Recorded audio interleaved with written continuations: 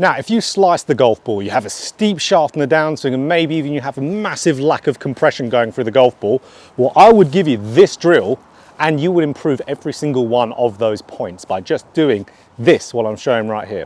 So this drill is the tee in the glove drill. So what this does, this stops you from having something that massively causes all those bad shots.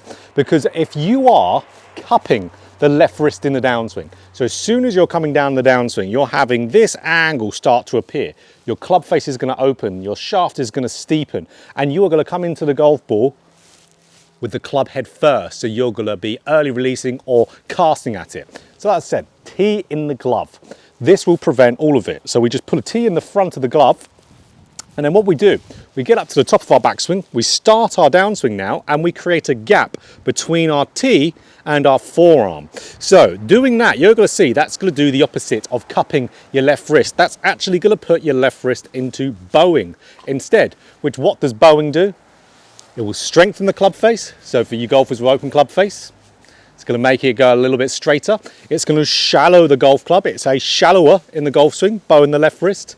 And also, if you rotate nicely, going through the shot, have that angle maintained, you're now going to compress it because you've got a little bit more shaft lean. So like I said, all I'm going to do, separate that tee from the forearm, keep it separated throughout the shot in that downswing. And immediately, you're going to see way more bowing of my left wrist. You can have that tee separate from your forearm earlier, you absolutely can.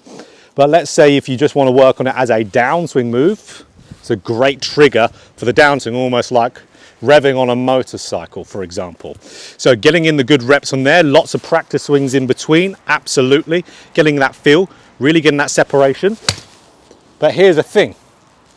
A lot of you who attempt to bow your left wrist, a couple things will happen.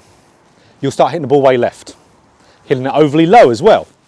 So how do you prevent that? Because you may have seen all these videos for so long about bowing the left wrist. You know, I've got loads on my channel.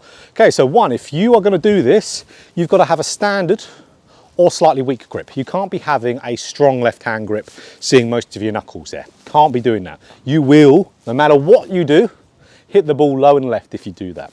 So that's one. You need a grip type that doesn't already make the club face fairly shut. So grip, so important. Two, you need to be able to still try to turn through the shot. If you just swing and have a very arm dominant golf swing, when you try to bow the left wrist, which this will do, you are going to overly close the club face even more going through the shot because your body rotation isn't governing what that club face does.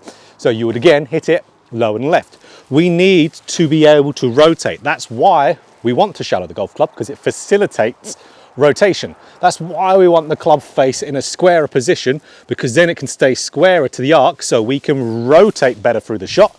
And compression, shaft lean, let's call it on this fact here, is a byproduct of rotation. So again, a lot of you guys who do try to bow the left wrist and you hit bad shots because you're not, one, got the right grip for it, and two, you're not trying to rotate. So we could say, okay, let's rephrase this drill a little bit. Separate the tee from the forearm in the downswing, great, but now let's turn. Separate the tee and turn. So leave a gap between that tee and the forearm and turn. There we go. So if we can do that, we will not be hitting the ball left. We'll be hitting nice, powerful, penetrating shots. They won't be slicing. You'll be getting shallower than anything. You'll be playing way better golf. So absolutely, if you enjoyed this video, click that like button. If you want more golf instruction just like this, hit the subscribe button, hit the bell button too to be notified every time I put out a video. This is a brilliant drill to do, really, really good. So I very much encourage you to go try this. It'll absolutely make you a way better golfer.